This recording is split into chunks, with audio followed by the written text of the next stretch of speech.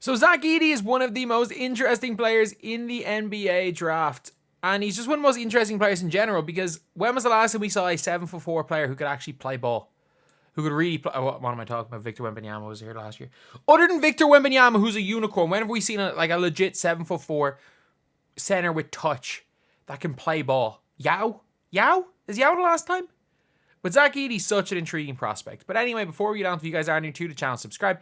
We're trying to 11.3k subscribers by the end of the day. We were originally trying to 11.2k starting off the day on 10.8k, but 11.3k would be unbelievable by the end of the day. That would be insane, lads.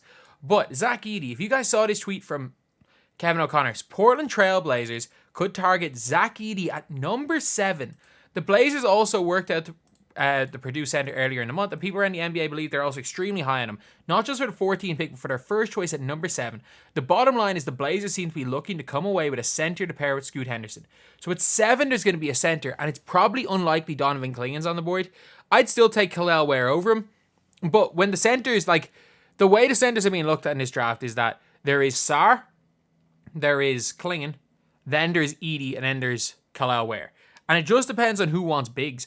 It seems like it's going to be a draft where a lot of people draft for need. Apparently, the rumor is Donovan Clingan and Victor Wembanyama might be a twin tower setup.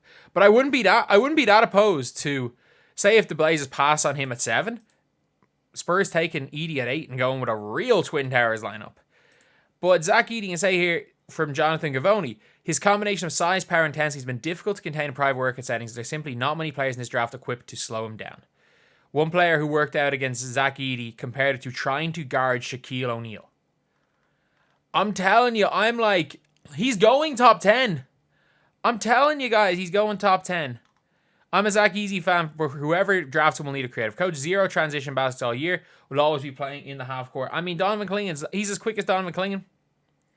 He is as quick as Donovan Clingan. The Spurs could consider drafting Zach Edey for several reasons. He's a dominant center, 7'4". I think he's going in the top 10. I think he's going in that top 10. A lot of people are like, because someone's going to take him, not expecting him to drop. So let's just say hypothetically, because I think there are rumors that Atlanta are just going to draft Sarr anyway. They don't want them, but they're going to draft Sarr, and they're going to do it like a Mavs trade with them, is they're going to probably go and trade with whoever wants Sarr the most, basically. Wizards want him, you're giving up another first. Spurs want him, you're probably giving one of our picks back. So, I think it is going to be a case of the Hawks just taking Sarr and then saying, you know what, whoever wants him the most, you give us your pick and an extra first. If they don't want them, especially if they're in the top 4, if they want Clingan. But let's just say hypothetically, Clingan goes in the top 3. And then you're at 7 who want a center. And also, the rumor is as well that 9. It says here from Gavoni, he's still going to improve. He may go as high as 9. And then obviously talks of him going 7. I think the only reason there's talks of him going 7 and not 14 is that the Portland Trail Blazers are probably like, okay, we're good. We got him at 14. We're going to take him at 14. It's going to be an easy one.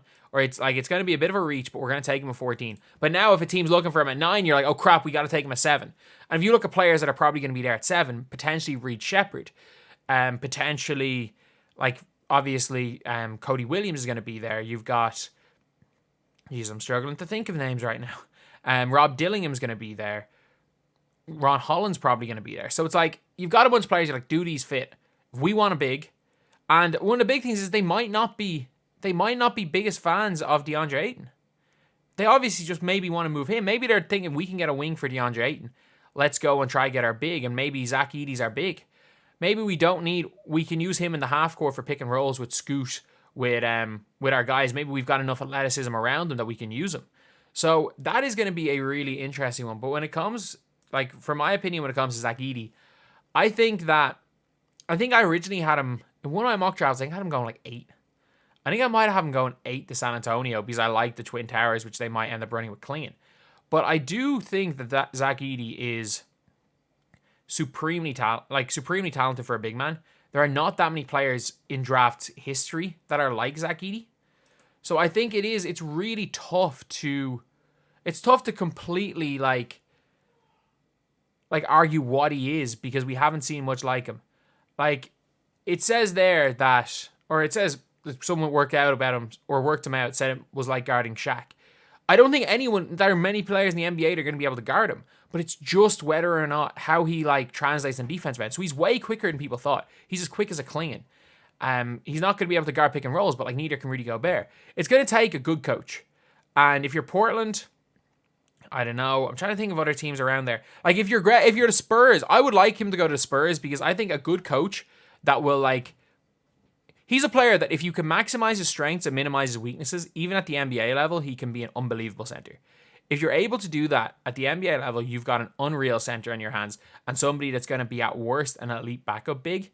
But if you put him in a situation where a coach isn't out there to maximize his strengths and isn't going to minimize his weaknesses, he could look really bad and could be a legend in Europe in a few years.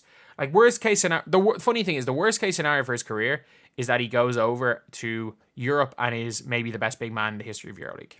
Like that is the worst case scenario for Zach Edey.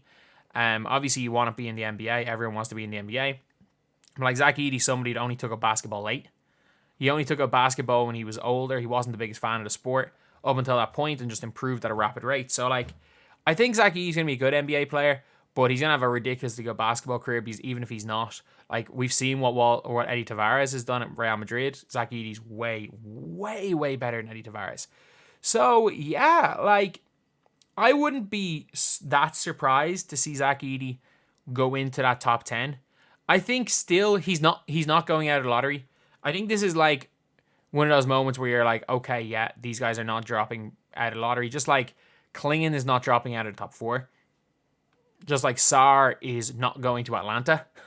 Whatever happens with Sarr, he's not going to Atlanta. There are some things as we get closer to the draft that are going to be shored up.